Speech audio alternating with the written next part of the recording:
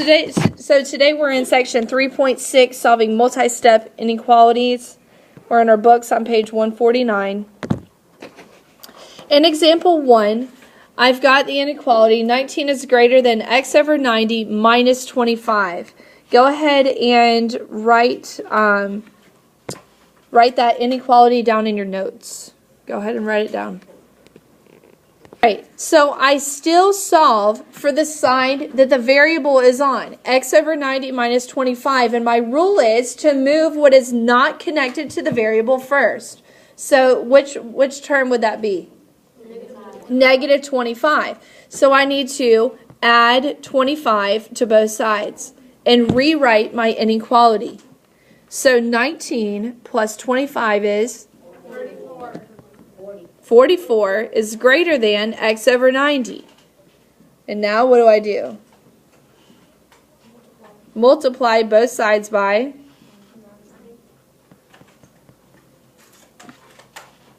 90. It's going to be a really big number.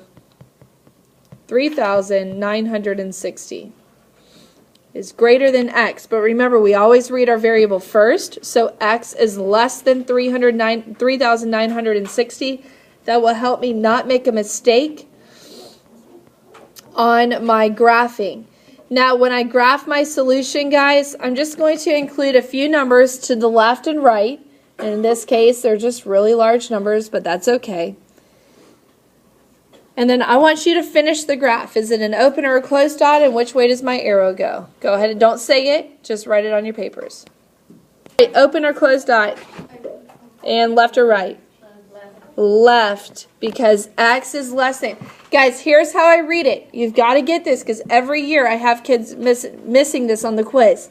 You have to read it. All numbers less than 3,960 are a part of the solution. They're less than, so that's why the arrow has to go left. All right, now on the second inequality, what would you do first? All right, so what do I do first, guys? Add 6. I need to add 6 to both sides. I need to move what is not connected to the variable.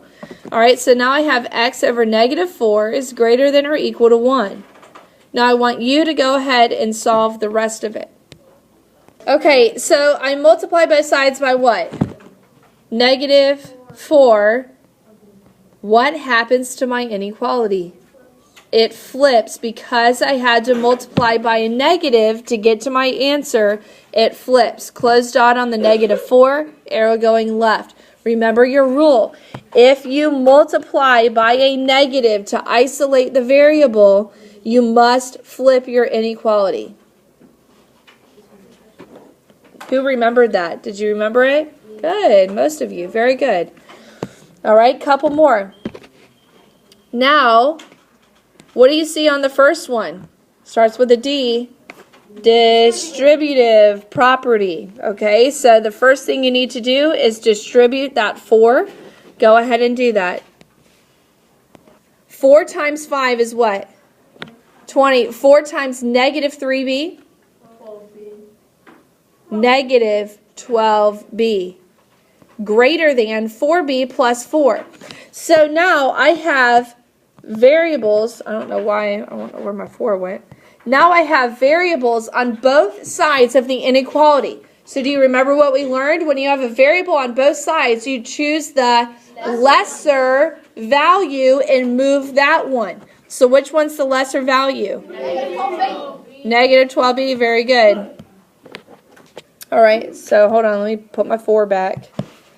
All right, so then I add 12b to both sides, rewrite my inequality, and now I'm just solving like a typical 2-step inequality. All right, go ahead and finish solving that one. First, what do? Subtract 4 from both sides because you move what's not connected first. And then you divide to both sides by 16, and how do you read your answer?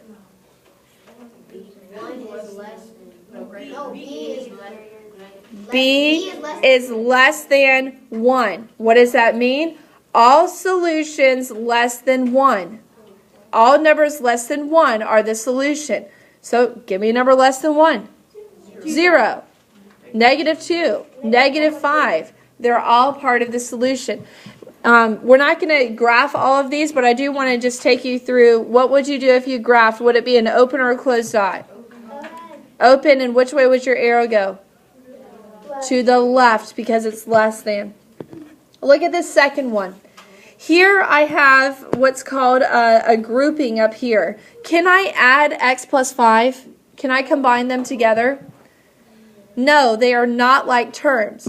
So what I need to do first is multiply both sides by 3 to get rid of my denominator. Okay, so you're going to have one of these on your quiz, on your test. All right, so what do you do first? You get rid of your denominator. Then you have x plus 5 is less than or equal to 6. Now you can just solve like this is only a one-step inequality now. What do you do to both sides? Subtract 5. X is less than or equal to 1. So would this be an open dot or a closed dot? Closed, because it's equal to. And would the arrow go left or right? It go to the left because it's less than. They're both less than. All right, now in example 2, it's just more of the same thing. I need to combine like terms and then solve the inequality. So I want you to go ahead and try to solve both of these inequalities. You do not have to graph the solution. Just go ahead and solve them. Okay, so what do I do first on the first problem? Which one do I move? Okay, yes. -3x. I need to add 3x to both sides. Okay, now what do I do? Add 83 to both sides. Divide by 5. X is greater than 16. Who got that right? Good. Good. Alex, did you get it? Okay, pay attention. All right, now what do I do first on the second problem?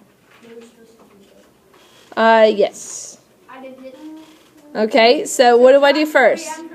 Subtract 3m from both sides because it's the smaller one. All right, and now what do I do? Add 30 to both sides. And then? Divide 2 by both sides. How do I read that? M is less than or equal to 11. So open or closed dot? Closed, left or right? Arrow goes to the left because M is less than or equal to 11. All right, questions? Questions? All right. Next example is a word problem. All right, let's read it together. It says that your school's soccer team is trying to break the school record for goals in a season. Your team already has 88 goals. The record is 138. With 10 games remaining, how many goals do they need to score per game to break the record? All right, so we start with a total. What is the total? What's the record? 138. So write it down. Okay, now here's how I figure out my inequality. Do I want to break the record? Is that what it says? So if I want to break the record, do I need to score more goals or less? More. Now, if I score 138 goals, do I break it? No. So 138 is not a part of the solution. It cannot be equal to.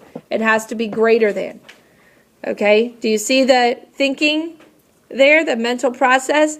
All right, 138 is not a part of the solution, so it cannot be equal to, and I want to break the record, so it has to be greater than. Now, what number is not going to be affected by the variable? 88. 88. I've already scored 88 goals. That's not affected by how many games are left to be played or how many goals need to be scored per game. So I have 10 games left, and I don't know how many goals I need to score in each one of those games in order to break the record. Now I have my inequality set up and I can solve. Go ahead and solve. All right, so what do I do to both sides first? Subtract 88. Subtract 88. 10g is greater than 50. Then what do I do? All right, so g is greater than 5 goals. What does that mean? That means you have to have at least 5 each game. You've got to hit at least 5 goals each game in order to... All right, yes, so it means that you have to score at least 5 goals per game in order to break the record. So what happens if you only score 4 goals? You're not going to break the record. In one of the games, you're not going to break the record. Or you have to score how many goals in the next game? 6. Okay, to make up for it. So it just helps you pace yourself. If you score no goals in one game, chances that you break the record are pretty slim. All right, in example 4, we have an ice skating example. All right, I'm going to need more room to write it. So if you can, go ahead and turn in your books to page 150 so you can read along with me. Turn in your books to page 150. Okay, so let me go ahead and go over here to my paper. All right, so here's what it says. It's an ice skating example. It says that you plan to go ice skating a lot. So you're debating, okay, I want to go ice skating quite a bit this winter. Should I go ahead and buy my own skates? Would that be worth it? Or would it be cheaper for me just to rent skates each time I go? Well, if you're only going to go once and the skates are $5, does it make sense to buy skates for $45? No, it doesn't. So at some point, say you go 10 times though, okay, then it might be worth it. So we want to know how many times do you have to go in order to make it worth buying the skates. All right, so here's how I set it up. You have 2 problems. You have 2 sides, 2 expressions on each side of the inequality. You need one expression that represents owning the skates, how much you would pay to get in if you owned them, and how much you would pay to get in if you rented them. So let's start with the owning part. All right, you have to pay how much to get in? $4 to get in. Okay, so we'll call it $4 per visit, 4V plus $45. Okay, because that's how much I paid to buy the skates. And then to rent, how much are the skates each time I want to rent? $5 per visit, and I still have to pay $4 per visit to get in. But I want to know, okay, let me ask you this. What sign goes in between? A greater than sign, a less than sign? What goes in between?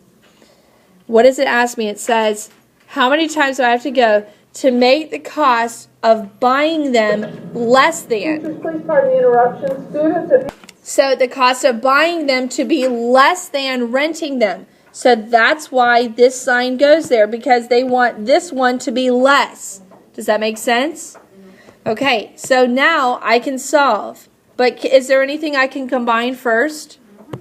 What do I combine? 5V and 4V to make 9V is greater than 4V plus 45. And now I can solve like a regular 2-step. What do I do first?